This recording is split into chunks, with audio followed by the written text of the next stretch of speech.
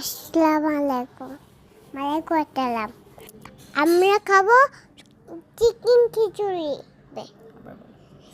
মা রান্না করবে, তোমরা দেখবে। আমার অনেক পছন্দ। এখন দিব সরিষার তেল, পরে দিব চিকেন। আমরা নেড়ে দিব এটাকে। আমরা এখন আলু দিব, আবার নেড়ে দিব, কিছুক্ষণ রান্না করবো, পর ঢাকনা দিব। এবার চিকেন রেডি।